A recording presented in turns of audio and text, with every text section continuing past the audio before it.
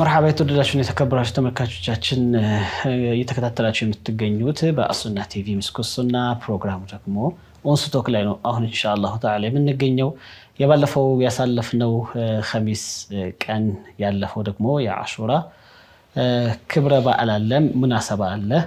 ያም ሙናሰባ የሙሐረም 10ኛው ቀን ነው። እዛ ላይ ብዙ የተከሰቱ ክስተቶች አሉ። በአንቢያዎችም ላይ የተከሰቱ ብዙ ነገራቶች አሉ። ከዛ መካከል ግን አሳዛኙና እንግዲህ ለኡንስቶክ እጅግ ልክ ሆኖ ያገኘነው የሰይዱና ሁሰይንን ታሪክ ነው። በአሹራ ቀን የተከሰተባቸው እንግዲህ ማለት ነው። ኡስታዝ ሃይደር ኢንሻአላህ ተዓላ ጥሩ አድርገው ስለ ሰይዱና ሁሰይንና በአሹራ ቀን የተከሰተባቸውን ጉዳይ አያይዘው ያነሱልንና የተወሰነ እንወያይበታለን። አብራችሁን ቆዩ።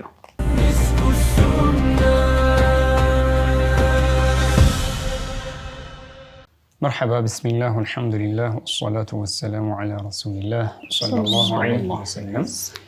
الله سبحانه وتعالى بتكبر القرآن لي من لنا إنما يريد الله ليذهب عنكم الرجس أهل البيت ويطهركم تطهيرا. الله سبحانه وتعالى يا نبينا محمد صلى الله عليه وسلم بيتسبوچن እንግዲህ አልቋቸዋል እነዚህ የነብዩና መሐመድ ሰለላሁ ዐለይሂ ወሰለም ቤተሰቦች በአላህ ሱብሓነሁ ወተዓላ ዘንድ ከፍተኛ የሆነ ቦታ ልቅና ያላቸው ናቸው።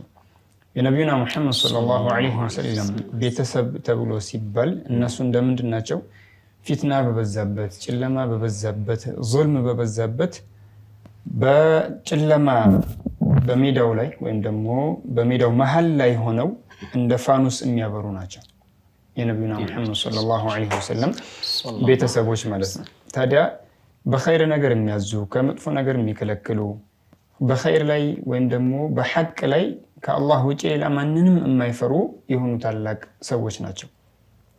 ከነዚህ ከሰዎች ውስጥ ዛሬ አላህ ሱብሓነሁ ወተዓላ ፍቃድ ከሆነ እንግዲህ በአራተኛው ዓመተ ሂጅራ ላይ የፍሪብ ተብላ በምትጠራው ከተማ ነብዩና መሐመድ ሰለላሁ ዐለይሂ ወሰለም ሲረግጧት ደግሞ እዛ በሚሄዱበት ሰዓት ደግሞ ጧበት ዱንያ ያኒ ያቺ ሀገር ብቻ አይደለችም ዱንያ ራሱ የበራችበት የሆነበት ሁኔታ ነው ያለውና التي طابت وتنورت بقدومه عليه الصلاه والسلام ሰይዲ ወደዛ በመሄዳቸው ያበራችው የሆነችው ሀገር እዛ የተወለዱበት ሁኔታ ነው ያለው። እነዚህም የነብዩና መሐመድ ሰለላሁ ዐለይሂ ወሰለም የልጃቸው ልጅ ናቸው።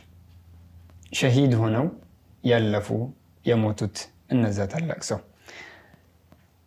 ሱብሃንአላህ። የነብዩ ሰለላሁ ዐለይሂ ወሰለም የልጅ ልጅ ሁለት ናቸው።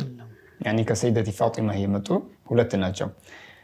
እኒህ ዛሬ ቂሷችን የምንናገረው ወንድማቸው ከተወለደ ከአንድ ዓመት ከ10 ወር በኋላ ወደዚህ ዱንያ የወጡበት ሁኔታ አለ። አባታቸውም ከራር የሆኑት እኒህ ታላቅ ሰው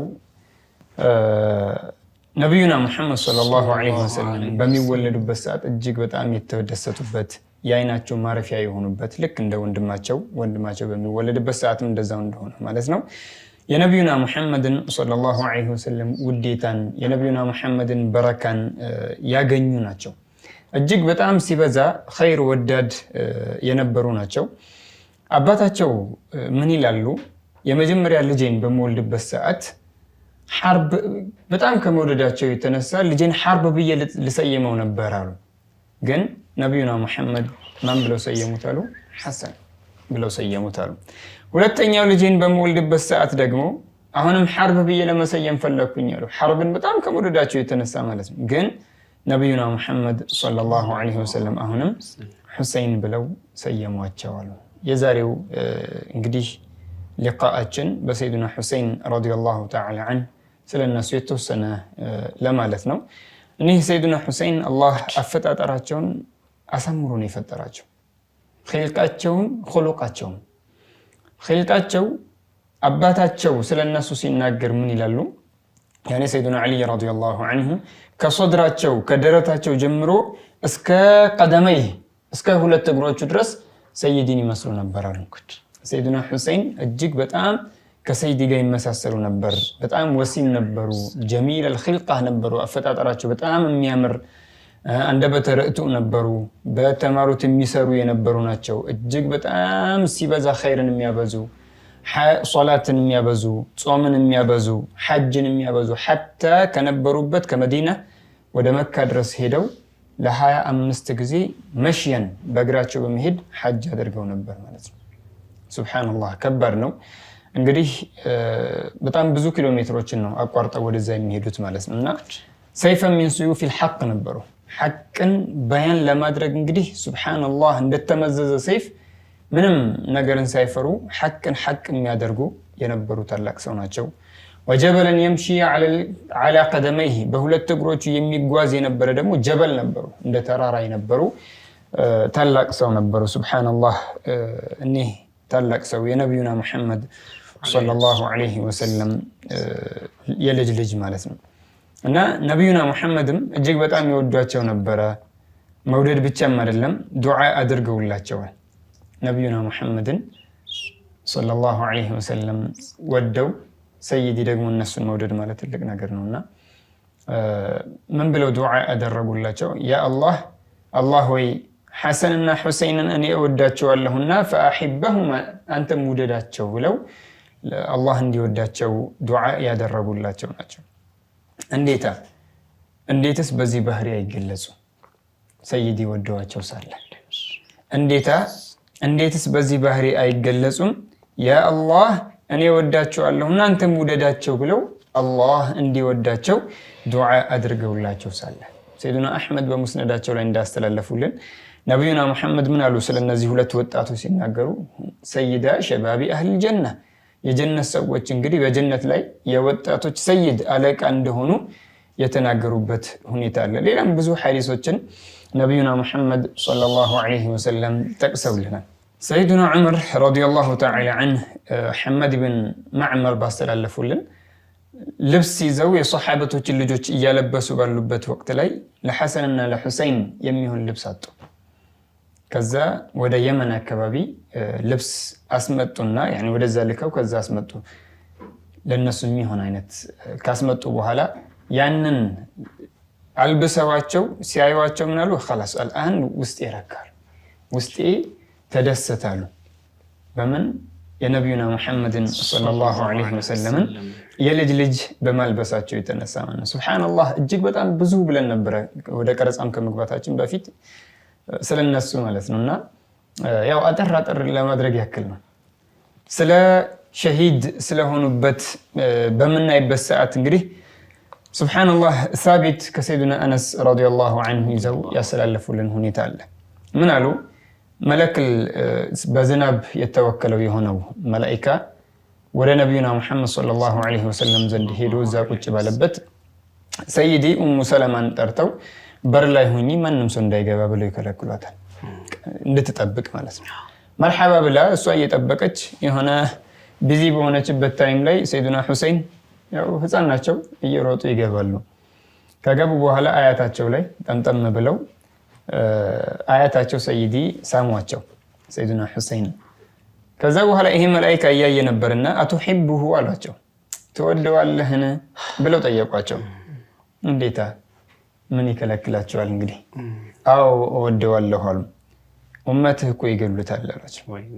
የምትፈልግ ከሆነ እንዲያውም ከሚገደልበት ቦታ ከአፈሩ ላምጣለህ ብለው መርሐባ አምጣልኝ አሉት። እሺ ብለው ቀይ አፈር ነው ይላሉ፣ ቆንጠር አድርገው ይዘውላቸው መጡ ይላሉ። ያ መላኢካ ለነቢዩና ሙሐመድ ሰለላሁ ዐለይሂ ወሰለም ይዘውላቸው የመጡበት ሁኔታ አለ። እንግዲህ ይህንን ቂሷውን አጠር አድርገን በምንጠቅስበት ሰዓት ሰይዱና ሁሰይን ረዲየላሁ ተዓላ ዐንሁ ስለተገደሉበት ክስተት ማለት ነው።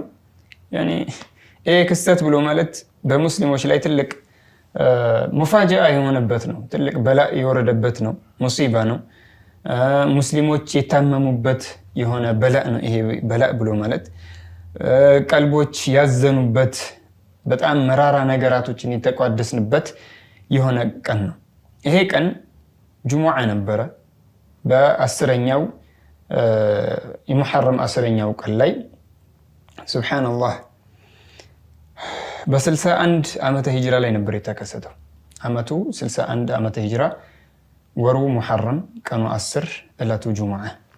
ከባድ በላእ የደረሰብን ማለት ነው። የሰይዱና ሁሰይን ረዲየላሁ ዐንሁ የሰይድ የልጃቸው ልጅ የሰይደቲ ፋጢማ ፋጢመተ ዘህራ የሷ ልጅ እንግዲህ የሞቱበት ሁኔታ ነው ያለው። ሸሂድ ሆነው የሞቱበት 56 ዓመታቸው ነበር ይላሉ በሚሞቱበት ሰዓት የዛኔ ማለት ነው። ሱብሃንአላህ ሰይዲ አልሁሰይኑ ሚኒ ወአና ሚን ሁሰይን ብለው ያሏቸው፣ አልሐሰን ወልሁሰይን ሰይዳ ሸባቢ አህሊል ጀናህ ብለው ያሏቸው፣ ሌላም ያሏቸው እንግዲህ የሞት የሚባለው ነገር የማይቀረው ነገር መጥቶ ይህን ነገር የተከሰተበት ሁኔታ ነው ያለው። ሱብሃንአላህ ኢማም ቡኻሪ ባስተላለፉልን ሐዲስ ላይ አብዱላህ ብን ዑመር የሰይድና ዑመር ረዲየላሁ ዐንሁ ልጅ ማለት ነው ከኢራቅ አካባቢ የመጣ አንድ ሰው አለና ይሄ ሰው ምን ይጠይቃል አሉ። የኢራቅ ሰዎች በአሹራ ቀን ላይ ዝንብን መግደል እንዴት ነው ብለው ጥያቄ እየጠየቁ ነው ብለው ጠየቋቸው። እና እነሱ ዝንብን ስለመግደል ነው የሚጠየቁት፣ ግን ማንን ገደሉ? ሰይዱና ሁሰይንን የሰይድን የልጃቸው ልጅ የገደሉ ሰዎች ስለ ዝንብ መግደል ሲጠይቁ ማለት ነው። ሱብሃንአላህ አጂብ። ስለ ዝንብ መግደል ጠይቀው ከዛ በኋላ ማንን ገደሉ? ሰይድና ሁሰይን ረዲየላሁ ተዓላ ዐንሁም ማለት ነው የገደሉበት ሁኔታ ነው ያለውና አህሉል ኩፋዎች የኩፋ ነዋሪዎች የሙዓዊያን መገደልና የየዚድን ኺላፋን በሰሙበት ወቅት ላይ ደብዳቤን ጻፉ ወደ ሰይድና ሁሰይን ረዲየላሁ ተዓላ ዐንሁ፣ ወደኛ እናና እኛ ሙባይዓ እናድርግህ ብለው አሏቸው። ከዛ ይህንን ደብዳቤ የተጻፈውን ደብዳቤ መልስ መለሱ። ከተላከው ሰው ጋር ደብዳቤ ጻፉና ሰጡት። ይሄ የተላከው ሰው ከኩፋ የተላከው ሰውዬ ማለት ነው ተመልሶ ወደ ኩፋ ሊሄድ ሲል ቆይ ብለው ካጎታቸው ልጅ ጋር ወይም ደግሞ ሙስሊም ብኑ ዑቀይል ተብሎ ከሚባለው ጋር አንድ ላይ ትሄዳለህ አሏቸው። መርሐባ ብለው እኒህ ሙስሊም ምን አደረጉ? የሰይዱና ሁሰይንን አንሷሮች ደጋፊዎች ሙሂቦችን ሰብሰብ አድርገው ምን አሏቸው? ምክር ማምከር ጀመሩ። እንግዲህ ሰይዱና ሁሰይንን ሙባይዓህ አድርጉ፣ እንዳትተዋቸው፣ ሁለተኛ ምንም አይነት ነገራቶች በሚመጡበት ሰዓት ጠብቁት፣ ነሱር አድርጉት፣ ከሱ ጋር አንድ ላይ ሆኑ በሚል መርሐባ ተባባሉ። ይሄ ካቲብ ይሄ የተላከው መልእክተኛውና ሙስሊም ብኑ ዑቀይል ወደዛ ልጆቻቸውን እንግዲህ ይዘው ይሄዳሉ። ሱብሃንአላህ ፈለማ ዓሊመ ቢዛሊክ የዚድ ተብሎ የሚባለው የሙስሊም ብኑ ዑቀይልን መምጣት በሰማ ጊዜ ምን አደረገ? ኢራቅ ላይ ሰውን መሾም ጀመረ። ሰውን ሾመ። ማንን? ዑበይድላህ ብን ዚያድ ተብሎ የሚባለውን አንተ የኢራቅ ሀገር ሹም ነህ አለው። ሙስሊም ብኑ ዑቀይል ከመጣ አንገቱን ቅላው አለው። ከቀስርም ቀድሞ ከገባ ማለት ነው አውጥተህ ወርውረው አላቸው። መርሐባ ብሎ ይሄም ለዛ ሀገር ለኢራቅ የተመደበው ሰው ይሄንን ነገር ለማድረግ መርሐባ አለ። ሰይዱና ሁሰይን ረዲየላሁ ተዓላ ዐንሁ ከሒጃዝ ወደ ኢራቅ መጓዛቸውን ጀመሩ። የተከሰተውን ክስተት ምንም የሚያውቁት ነገር የለም። እዛ መመደቡን ያኒ ኸሊፋ መደረጉን ወይም ደግሞ ዋሊ መደረጉን ኸሊፋ ሳይሆን ዋሊ መደረጉን ሹም መሾሙን ኢራቅ ላይ የሚያውቁት የለም። እነሱ ገና ወደዛ ሊሄዱ ነው። ቀጥታ ወደዛ በሚሄዱበት ሰዓት አንዳንድ ሙሂቦች በጣም መከሯቸው እንዳይሄዱ ሰይዱና ሁሰይንን። ከነዛም መካከል እና የሰይዱና አቡበክር ረዲየላሁ ተዓላ ዐንሁ ልጅ፣ የሰይዱና ዑመር ረዲየላሁ ተዓላ ዐንሁ ልጅ፣ ሌላዎችም በጣም ብዙ ሰው መከሯቸው ወደዛ አትሂዱ። አብዱላህ ብኑ ዓባስም በጣም መክሯቸው ነበረ፣ ሰዒድ ወጃቢር ሌላዎችም እና አትሂዱ፣ የኩፋ ሰዎች በጣም ተንኮለኛ ናቸው፣ ከይድ አለባቸው። ከይድ ብቻም አይደለም ገድር አለባቸው። ሰዎችን ካስጠጉ በኋላ እና አንተ ሰላም ነህ ብለው ካሉ በኋላ ያጠቁታል። ስለዚህ እንዳታምኗቸው፣ ወደዛ አትሂዱ አሏቸው። አብዱላህ ብኑ ዓባስ ካሏቸው ንግግር መካከል አንዱ ይሄ ነው። ወደ ኢራቅ እንዳይሄዱ በጣም ለመኗቸው። በጣም ሰይዱና ሁሰይን ግን ምን አሉ? እናንተ ለኔ ናሲሖች ናችሁ፣ መካሪዎች ናችሁ፣ ለኔ አዛኞች ናችሁ፣ ግን ወደ ኢራቅ ለመሄድ ተነስቻለሁ፣ ምንም ማድረግ አልችልም አሉ። እንግዲያውስ ከዚህ ሀገር መውጣት አለብኝ ብለህ የምትል ከሆነ እሺ ወደ የመን ሂድ አሏቸው። የመን ላይ ብዙ አንሷሮች አሉ፣ ብዙ የአባትህ ወዳጆች አሉ፣ የሰይዱና ዓሊ ብዙ ወዳጆች አሉና መሄድህ ካልቀረ ወደዛ ሂድ እሺ አሏቸው። አይ ወደዛ ነው የሚሄደው ብለው ተነሱ። አላህ የወሰናት የቀደራት አለችና አብዱላህ ብን ዑመር ረዲየላሁ ተዓላ አንሁ የሁለት ቀን አው የሶስት ቀን ጉዞ ተከተሏቸው። 2 ቀን አው 3 ቀን የሚሆን ያክል ጉዞ አብረዋቸው ተከተሏቸው ሄዱ፣ ከኋላቸው በመሆን ማለት ነው። ግን የዛን ያክልም ሄደው ሊመለሱላቸው አልቻሉም። መጨረሻ ላይ خلاص ምንም ማድረግ አልችልም አልመለስም ብለህ ካልከኝ እኔ ልመለስ ብለው ሰይዱና ሁሴን ረዲየላሁ ተዓላ አንሁ መንገዳቸውን ቀጠሉ። አብዱላህ ብን ዑመር ግን ተመለሱ። አባት አያትህ በዱንያና በአኼራ መካከል እንዲመርጡ ሲጠየቁ አኼራን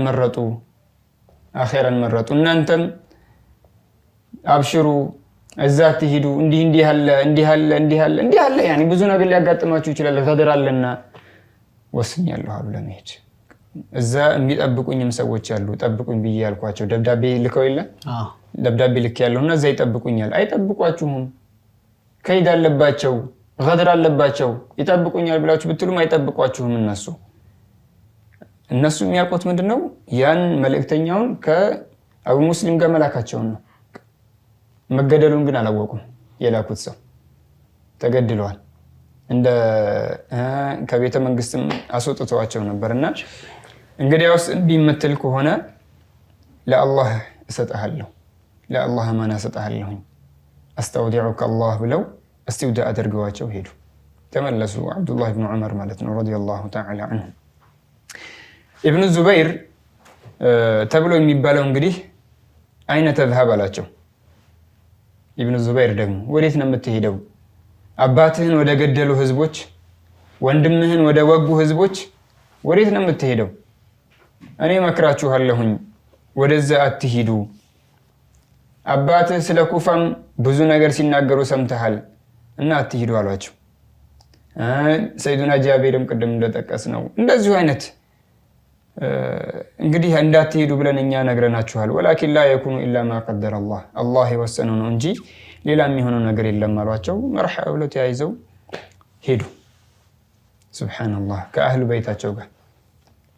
እሺ ግዴታ ሄዳለሁ የምትል ከሆነ አሏቸው ቤተሰብህን ትተህ ሂድ አሏቸው። ሚስትና ልጆችን ይዘህ አትሂድ፣ እነሱን እንኳን ትተህ ሂድ አሏቸው። ሰይዱና ሁሴን ከጓደኞቻቸው ጋርና ትንሽ በጣም ጥቂት ነበሩ፣ ከነሱ ጋርና ቤተሰቦቻቸውን ይዘው ወደ ኢራቅ አመሩ።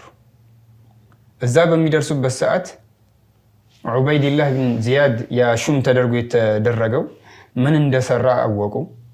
ሁለተኛ ይጠብቁኛል ብለው ሲሏቸው የነበሩት እነዛ የኢራቅ ሰዎች አንድ ሰው እንኳን አላገኙም። አንድ ሰው ከዷቸው፣ ሁሉም ከድተዋቸው ነበር። ሁሉም ሱብሃንአላህ አንድ ሰው እንኳን እኛ ሙባያዓ እናደርጋለን እንዲናረጋለን ብለው ጽፈው የላኩት የነበሩት አንድ እንኳን አልተገኘም። አንድ ሱብሃንአላህ። ከዛ አጂብ እኮ ነው ወላሂ። ዑበይድላህ ብን ዚያድ 4000 ወታደሮችን ላከ እነሱን ለመዋጋት 4000 ወታደሮች።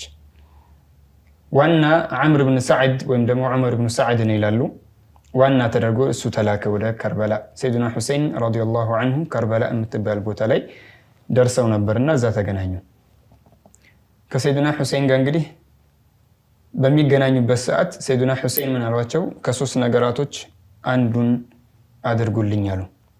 ኢማ ተውኝና 4000 ናቸው እንግዲህ እነዚህ ቤተሰቦቹና ከዛ በኋላ ቁጥራቸው በጣም አናሳ ነው።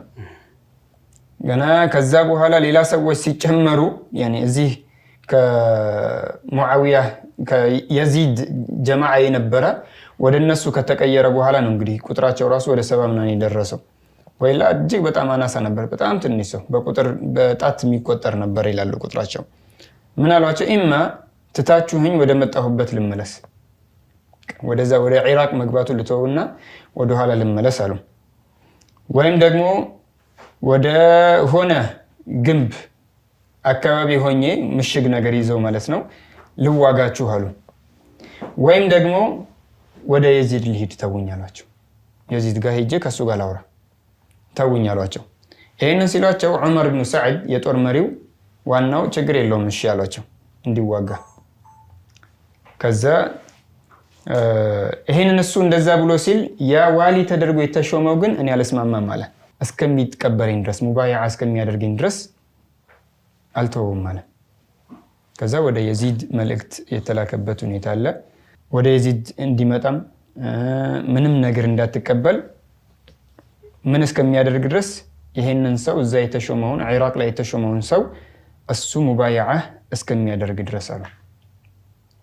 ስለዚህ ሙባይዓ አድርግ፣ ከዛ በኋላ ወደ የዚድ ትገባለህ ተባለ። ሰይዱና ሁሴን እንደዛ ሲሏቸው ይሄማ በጭራሽ የሚሆን አይደለም አሉ። በህልማችሁ እንኳን አታዩትም አይነት እኔ ሙባይዓ ላደርገው በጭራሽ ሙባይዓ ላደርገው አልችልም አሉ። ናም አበደን አሉ። አበደን በጭራሽ አላደርገውም አሉ ሰይዱና ሁሴን። ይሄንን ሲሏቸው መርሐባ ብለው ሰይዱና ሁሴን ወደ ኋላ አሉ። ይሄ ዑመር ኢብኑ ሰዓድ እነሱን ከመግደል ወደ ኋላ አለ። ያኒ ትንሽ ጊዜ ሰጣቸው። ከዛ በኋላ እነሱን ለመግደል 4000 ሰው ተልኮ ነበርና ወደ አንዳንድ ምክሮች በሚመክሯቸው ሰዓት የተወሰኑ ሰዎች ወደ ሰይዱና ሁሴን ረዲየላሁ ዐንሁ ተመለሱ። ከፊሎቹ ግን በተለይ ይሄ የጦር መሪ ብለን ያልነው ዑመር ኢብኑ ሰዓድ ተብሎ የሚባለው ዱንያ አሸነፈችውና መንሲቡ ይሄ የጦር መሪ የተደረገበት መንሲቡ እንዳያመልጠው በሚል በጣም ለዚህ ለመንሲቡ ለስልጣኑ በመጓጓት እኔ በጭራሽ ከናንተ ጋር ልሆን አልችልም፣ ውሃም የሚባል ነገር አታገኙም ብሎ እንትን አላቸው፣ ከበቧቸው። ጭራሽ ውሃ እንኳን እንዳያገኙ ማለት ነው። እና ከሰይዱና ሁሴን ጋር ምን ያክል ሰዎች ነበሩ ይላሉ? 32 ፈረሰኞች እና እንደዛው 40 ደግሞ በእግራቸው የሚጓዙ ሰዎች 72 ማለት ነው። ይሄን ደረጃ የደረሱት በምንድን ነው ብለናል? ከነዛ የመጡት ከመጡ በኋላ ነው። ያኔ ሊዋጓቸው የነበሩት ሲመከሩ ከዛ በኋላ ወደ ሰይዱና ሁሴን ከመጡ በኋላ ማለት ነው። ثم سيدنا حسين رضي الله تعالى عنه ሊገደሉ በሚሉበት ሰዓት የሰይዱና ዓሊ رضي الله تعالى عنه ልጅ ናቸው። ቤተሰቦቻቸውንም ይዘው ነው የሄዱት። የመጀመሪያ ልጃቸው ተገደሉ። أول قتيل من أهل الحسين رضي الله تعالى عنه ሆኑ ማለት ነው። ከዛ አብዱላህ ኢብኑ ሙስሊም ኢብኑ ዑቀይል ተገደሉ። የሙስሊም ኢብኑ ዑቀይል ልጅ ማለት ነው ተገደሉ። ከዛ በኋላ ደግሞ ዓውን ተገደለ፣ ሙሐመድ ተገደለ። የዑቀይል ልጆች ማለት ነው እነሱ ተገደሉ። ዑቀይል ኢብኑ አቢ ጣሊብ። ከዛ ደግሞ ቃሲም ኢብኑ ሐሰን ተገደሉ። የሐሰን ልጅ ቃሲም ተገደሉ። የሰይዱና ሐሰን ልጅ ማለት ነው። እንደዛው አብዱላህ ኢብኑ ሁሴን ተገደሉ። አቡበከር፣ ዓባስ፣ ዑስማን፣ ጃዕፈር፣ ሙሐመድ እንዳለ የተገደሉበት ሁኔታ አለ ማለት ነው። የሰይዱና ሁሴን ወንድሞች ማለት ነው የሰይዱና ዓሊ ልጆች እንዳለ የተገደሉበት ሁኔታ አለ። ታዲያ እነዚህ ሁሉ ከተገደሉ በኋላ ሰይዱና ሁሴን ረዲየላሁ ተዓላ ዐንሁ ብቻቸውን ሆኑ። ማንም ሰው ወደ እነሱ ለመምጣት አልከጀሉ፣ እነሱን ለማገዝ አልከጀሉ። እነዛ ሙባይዓ እናደርጋለን እና ብለው ሲሏቸው የነበሩት አንድም እንኳን ወደ እነሱ አልመጡም። ሱብሓነላህ። ሲዋጉ ቆይተው ውሃ ጥም በጣም አቃጠላቸው። በጣም ውሃ ጠማቸው። ውሃን ለመጠጣት በሚፈልጉበት ሰዓት ይሄ ዑመር ተብሎ የሚባለው በእነሱና በውሃው መካከል ሒጃብ ሆናቸው። ጭራሽ ወደዛ እንዳይሄዱ አደረጋቸው። በጭራሽ ሱብሓነላህ። ፈማ ቀዲረ በጭራሽ ወደ ውሃው ሊሄዱ አልቻሉም አሉ፣ ከለከሏቸው። ለመጠጣት በሚሞክሩበት ሰዓት በቀስት ይወረውሩባቸዋል። ሱብሓነላህ። ይመቷቸዋል። ከዛ ደም እንዲፈስ ያደርጓቸዋል። ከሰውነታቸው ደም እንዲፈስ ማለት ነው። ፈዳዓ ዐለይሂም ሰይዱና ሁሴን ረዲየላሁ ተዓላ ዐንሁ ዱዓም አደረጉባቸው በእነሱ ላይ ማለት ነው። እነሱም በመግደል ላይ የነበሩትም በጣም ተሰቃይተው ነበረ የሞቱት። ثم ሰይዱና ሁሴን ብቻቸውን ቀርተዋል። ውሃም ተከልክለዋል። በጣም ውሃ ጥም አቃጥሏቸዋል። በቀኝ በግራ ዛሊሞችን በዳዮችን እያዩ ሰይዱና ሁሴን ራሳቸውን መከላከል ጀመሩ። በቀኝም በግራም በኩል የሚመጡትን ሰዎች በሰይፋቸው እየተከላከሉ እነሱን ለመግደል ይቻኮላሉ። ዙርዓት ብኑ ሹራይክ ተብሎ የሚባል መጥቶ የተሚሚ ጎሳ ሰው ነው። ግራ እጃቸውን መታቸው የሰይዱና ሁሴንን። ከዛ ደግሞ መለስ አድርጎ ደግሞ አቲቃቸው የቀኝ ክንዳቸው አካባቢ ላይ መቷቸው አሉ። እሱ እንደዛ በሚመታቸው ሰዓት ሰናን ኢብን አነስ ተብሎ የሚባል ደግሞ መቶ ወጋቸው ይላሉ ሰይዱና ሁሰይን። ሱብሃንአላህ ወጓቸው። ስመ አንዱ መቶ ጭንቅላታቸውን ለመቁረጥ በሚያስብበት ሰዓት ሹለት የሚኑ አሉ። ይሄ ቀኝ እጁ ሊቆርጥበት የነበረው እንትን ሆነች፣ ፓራላይዝድ ሆነች፣ ጭራሽ መቁረጥ አልቻለችም ማለት ነው። ይሄ በሚከሰትበት ሰዓት ሸመር ግን ዚ ጀውሸን ተብሎ የሚባል አለ ይላሉ። ስሙ ራሱ እንደ ሰውየው ነው። ይሄ ሰው ቀጥታ መጥቶ ጭንቅላቱን የሰይዱና ሁሰይንን ጭንቅላት ከሰውነታቸው የነጠለበት ሁኔታ ለቆርጦ ይዞ የሄደበት ሁኔታ አለና ይሄ ብቻም አይደለም 10 ሰዎች በመምጣት ምን ያረጓቸው ነበር? ይመላለሱባቸው ነበር አሉ እየረገጧቸው ሰይዱና ሁሰይን እየረገጧቸው ይሄዳሉ። ከዛ ደግሞ እየረገጧቸው ይመለሳሉ ማለት እየረገጧቸው ይሄዳሉ፣ እየረገጧቸው ይመለሳሉ። ሰይዱና ሁሰይን ረዲየላሁ ተዓላ አንሁ ላይ በሰውነታቸው ላይ የተገኘው ጣዕን የተወጉት ማለት ነው 33 ቦታ ተወግተው ነበር። 33 ቦታ ተወግተው ነበር የተገኙት ማለት ነው። እንደዛው 34 ቦታ ደግሞ ምት እንዲህ በሰይፍ መወጋት እንዲህ ወደ ውስጥ ነው የተመቱበት ደግሞ 34 ቦታ በሰይፍ እንዲህ በተለያየ የተመቱበት ሁኔታ ነበር ማለት ነው። ሱብሃንአላህ። ታዲያ አንገታቸውን ቀልቶ ነጥሎ የወሰደው የሰይዱና አልይን ረዲየላሁ ዐንሁን ልጅ እንግዲህ አልይ ኢብኑ ሁሰይን ተብሎ የሚባሉትን የሰይዱና አልይ የልጃቸው ልጅን ማለት ነው። የሰይዱና ሁሰይንን የልጅ ልጃቸው ነው። ትንሹ ልጃቸው አልይ ይባላል። ዘይኑል ዓቢዲን በመባል የሚታወቁት ማለት ነው። እነሱን ለመግደል በሚያስብበት ሰዓት ሰዎች ከለከሉት።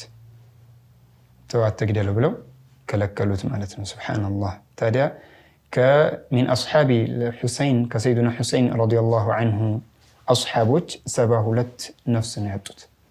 72 ነፍስ አጡ ከነሱ ጋር አንድ ላይ የነበሩት። ከቤተሰቦቻቸው ደግሞ 20 ሰው አጡ። 20 ሰው ሰይዱና ሁሰይን ረዲየላሁ ዐንሁ ከባድ ነው። ሁሰይንን አጡ ከሰይዱና ሁሰይን ጋር ማለት ነው 20 አካባቢ ናቸው። ጃዕፈርን አጡ፣ አባስን አጡ፣ ሙሐመድ የሚባሉን ዑስማን ቅድም የጠቀስናቸውና አቡበከርን የሰይዱና አልይ ልጆች ማለት ነው። አልዩን ትልቅ ልጃቸውን አብዱላህን አጡ። አብዱላህ ቃሲምን፣ አቡበከር የሰይዱና ሁሰይን ብኑ አልይ ልጅ፣ ሌላም ያኔ ቅድም የጠቀስናቸው ናቸውና ሱብሃንአላህ። ሰይዱና ሁሰይን ረዲየላሁ ተዓላ አንሁ በሚገደሉበት ሰዓት እድሜያቸው 56 ዓመት አካባቢ ነው ይላሉ። ጁሙዓ ቀን ነው እንግዲህ የሞቱት በዚህ አሁን ባለንበት ወር ላይ። ሱብሃንአላህ አላህ ያግረው። እንግዲህ የሰይዱና ሁሰይን ረዲየላሁ አንሁ ታሪክ ቀላል አይደለም። ያ ሁሉ ቁስል ሰውነታቸው ላይ ኖሮ ተቋቁሟቸው ሱብሃንአላህ ያ ሁሉ ወታደር እንግዲህ 70 ለሚሞሉ ያኒ 70 ትንሽ ከፍ ላሉ ቁጥር ላሉ ወታደሮች መግጠም ማለት ለዛ ያህል ቀን ለአንድ ቀን ያህል መቋቋም ራሱ በጣም ከባድ ነገር ነው። ሰይዱና ሁሰይን በበደል እንግዲህ ህይወታቸውን አጡ ማለት ነው። ለዛሊም ለበዳይ ለሆነ ነገር እጅ አልሰጥም የሚል ማለት ነው። ዑለማዎች እንግዲህ ሲጠቅሱ እየሰማሁ ነበርና ሰይዱና ሁሰይን የኩፋ ሰዎች እንደከዷቸው ካወቁ በኋላ 2 አማራጭ ነው የነበራቸው። አንደኛ እንግዲህ እስልምና ሲበደል እስልምና ሲፈርስ እያዩ ዝም እያሉ ዝም ብሎ መኖር። አንዱ የነበራቸው አማራጭ ይሄ ነበር። በቃ የነብዩ አለይሂ ሰላቱ ወሰለም ዲን እንደዛ የሆኑለት ሲበላሽ እያዩ ዝም ብሎ እንዳላዩ ሆኖ መኖር አንድ። ሁለተኛ የነበራቸው አማራጭ ደግሞ አይ ይሄንንማ ዝም አልልም ብሎ ገብቶ መሞት። ሰይዱና ሁሰይን የመረጡት የትኛውን ነው? አይ ዝም አልልም ብሎ ገብቶ መሞትን ነበር የመረጡት። እና በጣም የሚገርም የነበረ ወንድነት ጀግንነት ነው የነበረባቸው። ሱብሃንአላህ። ቢኖርና ቢታይ መታገዙ ለሳቸው ተብሎ መሞቱ ኡስታዝ ምን ሰማሁኝ እንግዲህ እነዛ ሁሉ ቅድም የጠቀሳቸዋቸው የሰይዱና ሁሰይን ልጆች እና የሰይዱና ሁሰይን ወንድሞች እነዛ ሁሉ ሲረግፉ አብዛኛዎቹ የሞቱትኝ ለሰይድና ሁሴን በመከላከል ነው። ካንቱ በፊት እኔም በማለት ነው።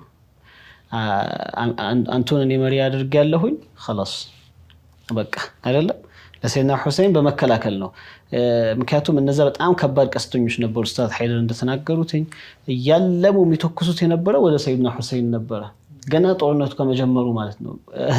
ወንድ የሆነማ አይጠጋም በሰይፍ 70 ወታደር እያለ በሰይፍ አይጠጓቸውም። ስለዚህ ከርቀት ነበረ በምን የሚያደክሟቸው በቀስት የሚያደክሟቸውና ወደ ሰይድና ሁሴን በጣም አነጣጥረው በብዛት በመተኮሳቸው የተነሳ ነበር አብዛኛው እሳቸው ጋር የነበሩ ወንዶች የመሞታቸው ምክንያት ለሰይድና ሁሴን ራሳቸውን አጋልጠው መስጠት ነው። ከዚህ ደግሞ የምንማረው ምንድነው?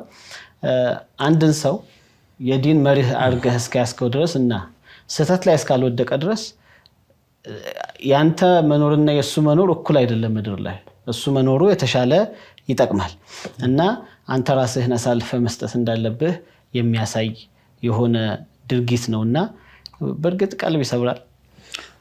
ሀያ የነብዩ ዘር መግደል ማለት በአንድ ቀን ነው። ይሄ ሰይዱና ሁሴን እንግዲህ ሲሞቱ 56 ዓመታቸው ነው ብለን ነበር። 56 ዓመት ከ5 ወር አካባቢ ነበርና እንደዛ ጭንቅላታቸው ተቆርጦ ምናምን በሚወሰድበት ሰዓት አንዳንድ ዑለማዎች ምን ይላሉ? ብርሃን ይታይ ነበራሉ። ከሰማይ የወረደ የሆነ ብርሃን ይታይ ነበር ይላሉ። ወደ ሰማይ የሚመነጠቅ የሆነ ማለት ከራሳቸው ከጭንቅላታቸው ወደ ሰማይ የሚወጣ ማለት ነው። ብርሃን ይታይ ነበር ነው። ነጫጭ ወፎች ራሱ ወይም ደግሞ በራሪዎች በጣም የሚያካብቡ ነበራሉ። ሰይዱና ሁሴን አጠገብ ይበሩ ነበር። እነሱ ዝም ብለው ያካብቧቸው ነበር ይላሉ። حتى ከዚህም በላይ እኮ የበለጠ ጭካኔው ደግሞ ወደ የዚድ ጭንቅላቱ ከተወሰደ በኋላ የዚድ ብን ሙዓዊያ ወደዛ ከተወሰደላቸው በኋላ እንደ እንጨት ነገር ይዞ ጭንቅላታቸው እንዲከንፈራቸው እንዲህ ይጫወትበት ነበር እንደ ዕቃቃ ማለት ነው። እንደዛ በመጽየፍ አይነት ነው እንግዲህ በያዘው ነገር እንደዛ ሲያደርጋቸው የነበረውና እዛ ከሱ ጋር ከነበሩ ሰዎች መካከል በረዛህ ተብሎ የሚባል በረዛህ አልአስለሚይ ተብሎ የሚባል ምን አላቸው? በአላህ ይሁንብኝ አለው። ይሄንን እንኳን አሁን አንተ የምትጫወትበትን ከንፈር እነዚህ ሁለት ከንፈሮችን ነብዩና መሐመድ ሰለላሁ ዐለይሂ ወሰለም ሲስሙት አይቻለሁኝ። እንዴት አንተ እንዴት አድርገዋል? እንዴት ትጫወትበታለህ? ይሄ አሁን እንደምታደርገው አንተ ነገ የአያቱን ሸፋዓ ፈላጊ ሆነ ትመጣለህ። ልጃቸውን እንደዚህ እያደረክ የነሱን ሸፋዓ ፈልገህ ትመጣለህ ወይ እያለ በጣም ሲያወግዛቸው ቆይቶ ከዛ መጅሊሱን ትቶ የወጣበት ሁኔታ አለ። አማ ሰይዱና አሊ ዘይኑል አቢዲን አልተገደሉም ማለት ተወቸው ነበር የተባሉት። እነሱና ሴቶቹን የተወሰነ ያክል የዚድ እዛ ካቆያቸው በኋላ ከዛ ወደ መዲና የሸኛቸው ሁኔታ ነው ያለው። ቀብራቸው ከርበላ ነው። ጭንቅላታቸው ግን የት ነው የሚለው ከፊሎቹ ዲማሽቅ ላይ ነው ይላሉ። ከፊሎቹ እዛው ወደ ዲማሽቅም ተወስዶ ነበር እና ጭንቅላታቸው ዲማሽቅ ነው ያለው ይላሉ። ከፊሎቹ ደግሞ አይ ቃሂራ ላይ ነው ይላሉ። የተለያየ ቦታ ላይ እኔ ተቀብረው ብለው የሚሉበት ሁኔታም አለ። ሱብሃንአላህ እና ከባድ ነው ወላሂ ከባድ ነው። ሰዎች አልሐፊዝ ኢብኑ አሳኪር ባስተላለፉልን ሐዲስ በጣም የሚገርም ነው። የሆኑ ሰዎች ወደ ጋዛ ሄደው ነበር አሉ። እንግዲህ ወደ ጋዛ ስለ ጋዛ ስናወራ አሁን እየተከሰተ ያለውን ብቻም አይደለምና ነብዩ ከመላካቸው ከ300 ዓመት በፊት የተከሰተ ክስተት ነው ያ አሁን የሚጠቀሰው። ወደ ጋዛ በሚሄዱበት ሰዓት እንግዲህ ቢላድ ሩም ነው የሩም ሀገር ነበርና እዛ የሩም ሀገር ውስጥ ምን ተጽፏዩ?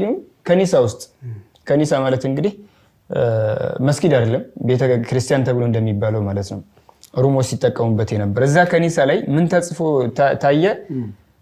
አተርጁ ኡመቱን አተርጁ يعني ትከጅላለች ኡመቱን እነዚህ ኡማዎች ትከጅላለች ወይ قتلت حسينا የገደሉ የሆኑ ኡመቶች ይከጅላሉ ወይ ሸፋዓተ ጀዲህ يوم الحساب ነገ يوم القيامة የአያቱን ሸፋዓ ይከጅላሉ ወይ ሰይዱና ሁሴንን የገደሉ ኡመቶች ማለት ነው ይፈልጋሉ ወይ የሚል የተጽፏዩ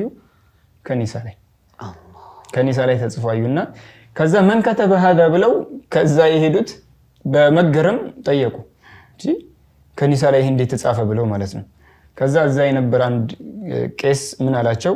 هذا مكتوب ها هنا ይሄ እዚህ የተጻፈው አላቸው ነብያችሁ ከመላኩ ከ300 ዓመት በፊት ነው አላቸው። ሰለላሁ ዐለይሂ ወሰለም ነብያችሁ ከመላኩ يعني ነብዩ ሰለላሁ ዐለይሂ ወሰለም ከመላካቸው ከ300 ዓመት በፊት ነው ይሄ የተጻፈው እዚህ ላይ አሏቸው። ሰይዱና ሁሴን ገና ሳይወለዱ ሳይረገዙ ምን ሳይሉ አያታቸው እንኳን ገና يعني እንደሚመጡ ይታወቃል፣ ግን ሳይወለዱ ማለት ነው የዛኔ ነው አላቸው። ኢማም አህመድ ከአብዱላህ ኢብኑ አባስ ረዲየላሁ ዐንሁ ይሄ ደግሞ የበለጠ የሚገርም ነው። ከኒሳ ላይ ከ300 ዓመት በፊት ሰይዲ ከመላካቸው ከ300 ዓመት በፊት መጻፈው። አብዱላህ ኢብኑ አባስ ምን ይላሉ? ሰይዲን በህልም ያይቻቸው ነበር አሉ። ቀን ላይ ተኝተው እና ፊ ሚንተሰፊ ነሃር ነው አሉ። ሳያቸው አዋራ ጸጉራቸው ላይ ሰውነታቸው ላይ አዋራ ባዋራ ሆነዋል አሉ። የሆነች ዕቃ ደግሞ ይዘዋል ደም ያለበት። ይሄም መቼ ነው የሚታየው? ሰይዱና ሁሴን ከመገደሉ በፊት ደም ይዘዋል አሉ እና فقلت بأبي وأمي أنت يا رسول الله እናቴም አባቴም ፊዳ ይሁኑልዎትና ምንድነው ያዛችሁት ብዬ ጠየቅኳቸው አሉ። هذا دم حسين ይሄማ የሰይዱና ሁሴን ደም ነው ብለው አሉኝ አሉ። እንደዛው አስሐባ የነሱ ባልደረባ ከነሱ ጋር አንድ ላይ የሚገደሉት ማለት ነው 72ና 20ዎቹ ማለት ነው። እና ይሄን ደም እስካሁን ይዤዋለሁኝ لم أزل التقطته منذ اليوم አሉ። ሱብሃንአላህ። እና ከዛ ጻፉ አሏቸው። በህልም ነው እንግዲህ የሚሏቸው ጻፉ አሏቸው። ذلك اليوم الذي قال فيه ይገደላል ብለው ያሉበትን ቀን ሰዓቷን እያንዳንዷን ነገር ጻፉ ብለው አሏቸው። ከዛ በኋላ ጻፉ። የሰይዱና ሁሴን መገደያው ጊዜው ደርሶ ከርበላ የሚባለው ቦታ ላይ ቀኑም ምንም ሁሉም ነገራቶች በተባለው በህልም በጻፉት አይነት ያቺ ቀን በሚደርስበት ሰዓት ኸበሩ መጣ ወደ መዲና። ምን? የሰይዱና ሁሴን መገደል። ከዛ መቼ ነው የተገደሉት? በእንደዚህ ቀን፣ በእንደዚህ ሰዓት፣ በእንደዚህ ጊዜ፣ በእንደዚህ ቦታ እና ሁሉም ሲነገራቸው ያ በህልም ሰይድ የነገሯቸውን አስታወስኩኝ እና ሱብሃንአላህ ሰይዱና ሁሴንን የገደሉት ሁሉም በላእ ደርሶባቸዋል። ሁሉም ረጅም ጊዜ እንኳን አልቆየም። አብዛኛዎቹ አብደው በዱንያ ላይ የተለያየ በሽታ የተለያየ ይሄ ተላላፊ በሽታዎች በእንደዛ አይነት ሁኔታ አላሁ ሱብሓነሁ ወተዓላ ያጠፋቸው ሁኔታ አለ። ኢብኑ ዚያድ ተብሎ የሚባለው እሱም ብዙም አልቀረም፣ አንገቱ ተቆርጦ እስከሚሞት ድረስ ማለት ነው። አንገቱ ተቆርጦ እስከሚሞት ድረስ ብዙም ራሱ አልቆየም ይላሉ። ሱብሓነላህ። እና አንዱ ምን ይላሉ እሱን ስለገደሉ ሰዎች ሲናገር ማለት ነው ኢማም አልዘሀቢይ ነው ፊ ሲየር የጠቀሱልንና ምን አሉ? ወደ ከርበላ ንጉስ ነጋዴ ሆኜ ሄድኩኝ ይላል ይሄ ሰው። ሰይዱና ሁሴንን ከገዳዮች መካከል አንዱ ነው። ወደ ከርበላ ተመልሼ ሄድኩኝ አሉ ነጋዴ ሆኜና እዛ በደረስኩበት ሰዓት የሆነ ምግብ ቤት ገባሁኝና ምግብ የሚያቀርበውን ሰው ስለዚህ ጉዳይ ጠየቅኩት አሉ እና እየተነጋገርን ሁሉም በሰይዱና ሁሴን መግደል ላይ የተሻረኩ የተሳተፉ በአጠቃላይ መጥፎ አይነት አሟሟት ነው የሞቱት ብሎ ሲናገር ዋሸህ ብዬ አልኩታል። ይሄው እኔ ከገደሉት መካከል ነኝ ግን ምንም አልሆንኩም ማለት ከገደሉት መካከል ነኝ ግን ይሄው ምንም አልሆንኩም ብሎ እዛው ምግብ ቤት ላይ እንደዛ ሲደነፋ የሆነች እንደ ሻማ አይነት ነገር ነበረች እንደው ፋኑስ የሚያበሯት ማለት ነው። ያቺን በምራቋ አጠፋለሁ ብሎ ልክ ሲጠጋ ጺሙን ትነካዋለች። ጺሙን ነክታ እዛው እየነደደ የሞተበት ሁኔታ አለ፣ የጠፋበት ሁኔታ አለ። እሱ ራሱ እዛው ምግብ ቤት ውስጥ ማለት ነውና የነሱ አሟሟት የነቢዩላህ ያህያን አሟሟት ይመስላል። ነቢዩላህ ያህያም እንዲሁ ተገድለው ነው በካፊር በነበረ ንጉስ ተገድለው የሞቱትና ይሄ ንጉስ እነሱን ከገደለ በኋላ فقتل في يوم واحد በአንድ ጊዜ ተقريبا 70,000 አካባቢ ነው ወታደሮች የተገደለበት ይሄ ንጉስ ማለት ነው። 70,000 ወታደር አካባቢ የተገደለበት ነውና አላህ ዛሊሞችን በዱንያ ላይ ቅጣታቸውን የሚያቻኩልባቸው አለ። በዱንያ ላይ ቅጣታቸውን የሚያቻኩልበት አለ። ሱብሃንአላህ አጂብ ነው والله። እንግዲህ አላህ የሰይዱና ሁሴን ምንገናኝ አላህ ያድርገን ጀነት ውስጥ ኢንሻአላህ ተዓላ። ነብዩም አለይሂ ሰላቱ ወሰላም ሸፋዓቸውን አላህ ይወፍቀን። ከሰይዱና ሁሴን ብዙ ምንማረው ትምህርት አለ ለዲናችን። ጫፍ ላይ እንኳን መድረስ ባንችል ባለንበት ያሁን ሰው የቢዑ ዲነሁ ቢገረድ ሚን الدنيا አይደል? ተመሳሳይ ነገር ነው ያለው። ሰዎች በትንሽ ነገር ነው ገንዘብ ዲናቸውን እየቀየሩ ያሉት። አንድ እናት ምን ብለው ነገሩኝ? አንዳንዶች በጣም በዲናቸው ላይ ቸልተኛ ከመሆናቸው የተነሳሉ በዲን ጉዳይ ሐሳብ ለመቀየር ሲፈልጉ ወይም ይሄ ሐሳብ የሚመጣላቸው ኪችናቸውን ወይ አስቤዛቸውን ቼክ ካረጉ በኋላ ነው። ሳይዩት ዘይቱ ዱቄቱ ምኑ ሽንኩርቱ ምናምን ጎደል ብሎ ካዩት ይሄዱና መርሃባ በቃ ይላ ያቺ ሞላ ትላለች። በኪችኑ ልክ ነው ዲኑን እየቀየረ ያለው በኪችኑ ልክ ማለት ነው። ያኒ ባለው አስቤዛ አቅም ልክ ዲኑን እየቀየረ ያለ ጊዜው ማለት ነውና እዚህ ጋር ግን ዋጋ የተከፈለበት ነገር ብዙ አለ። እዚህ ጋር ግን ሙሉ የነብዩ አለይሂ ሰላቱ ወሰለም ዘር እንግዲህ እስኪያልቅ ድረስ ዘይነብና አሊ ወይም ደግሞ ዘይኑል አቢዲን እስኪቀሩ ድረስ እንግዲህ የጠፋበት እንግዲህ አላህ እንግዲህ ሂክማው ሰፊ ነው። የዛን ጊዜ ዘይኑል አቢዲን ተገለው ቢሆን ኖሮ የነብዩ ዙርያ ተቆረጠ ማለት ነው። ሱብሃንአላህ አላህ ግን ረሂም ነው። እሳቸውን እንዲቀሩ አደረገ። ይሄው እስከዚህኛው ዘመን ድረስ ዙርያቸው የቀጠለ ነው። በሳዑዲም በሌሎች አንዳንድ አረብ ሀገራትም ላይ የነብዩ አለይሂ ሰላቱ ወሰለም ዘር አለበት የተባለ ሰዎች ሁሉ አሁንም ድረስ ይሳደዳሉ። አሁንም ድረስ ያሳዷቸዋል። ለምን? ሰዎች ለነሱ የተለየ ክብርና ፍቅር ስለሚያሳይ ከኛ የተሻለ ለነሱ ፍቅር ያሳያሉ ብለው የነብዩ ዘር ነው እንግዲህ ምን ይደረጋል? አላህ እኮ በቁርአን ጨምሮ ያላቃቸው ሰዎችን አንተ እንዴት አድርገህ ልታወርድ ትችላለህ? ኩራት እኮ አንዳንዴ ልብህን ከደፈነ ሱብሃንአላህ አሁን ያለንበትን ተጨባጭ እኮ እንደዛ ነው። ሰይዱና ሁሰይን ተመለሱ እየተባሉ ሁሉንም ነገር እያወቁት ሄደው እስኪሞቱ ድረስ ቤተሰቦቻቸው እስኪያልቁ ድረስ ሆኑ። ነገር ግን አሁን ላይ የኛው ሐለስ ደግሞ ከሳቸው የከፋ ነው። እሳቸውን የገደላቸው ሰው በዛሂር ነው።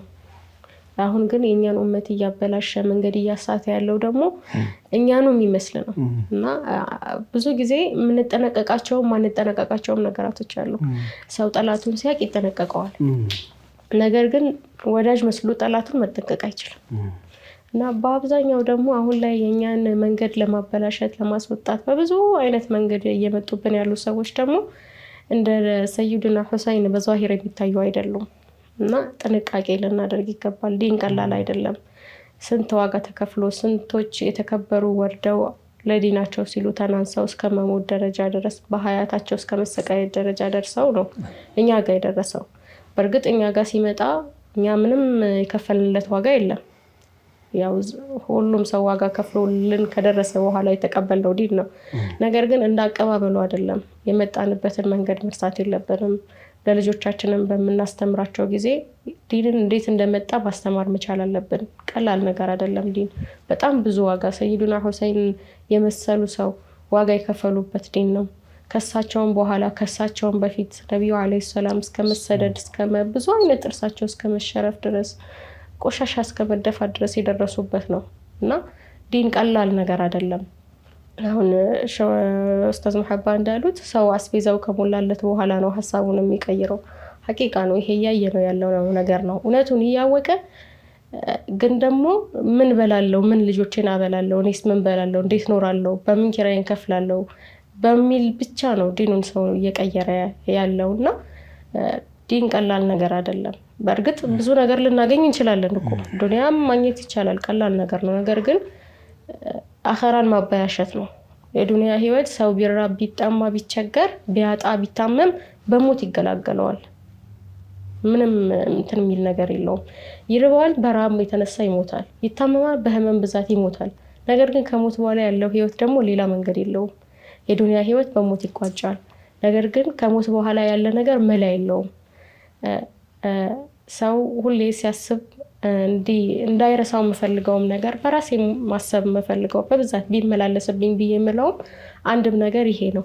ምክንያቱም ዱንያ አጭር ናት፣ አናቃትም። ነገር ግን አኸራ ዘላለማዊ ነው፣ እናውቀዋለን። አኸራ ዘላለማዊ እንደሆነ ሁሉም ሰው ያውቃል።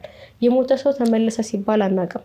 ግን ደግሞ ያለ ሰው ወለደ፣ አደገ፣ ምናምን አገባ፣ ምናምን እንደገና ወለደ፣ ሞተ ሲባል እንሰማለን። ግን የሞተ ሰው ተመለሰ ሲባል ሰምተን አናውቅም። አኸራችንን አንሽጥ፣ ዱንያችንን ለማሳመር ብለን አኸራችንን አናበላሽ። የተከፈለለትን ዋጋ ባንከፍል እንኳን ዋጋውን አውቀን ልንይዘው ይገባል ለማለት ተወዳለሁ። አላህ ያግራለን። እንግዲህ ሁላችንም ይሄን ብዙ የሚረዳ ሰው ይኖራል ብዬ አስባለሁ። ጫፍ ላይ ያለ ዲንን እንደዚህ እንደቀላሉ የሚቆጥረው ሊኖር ይችላል። አሁን በዘመናችን ያለንበት ማለት ነው። ሁላችንም ኢንሻአላህ አኺራችን ከፊት አስቀድመን ለሐቅና ለሐቅ ብቻ ወደፊት ልንጓዝ ይገባል ብለን ለመምከር እንሞክራለን ኢንሻአላህ። እንስቶካችን ይህን ይመስላል። እንደተማራችሁበት አንጠራጠርም ኢንሻአላህ ተዓላ። ወደ ቀጣይ ፕሮግራማችን እናልፋለን። አብራችሁን ቆዩ።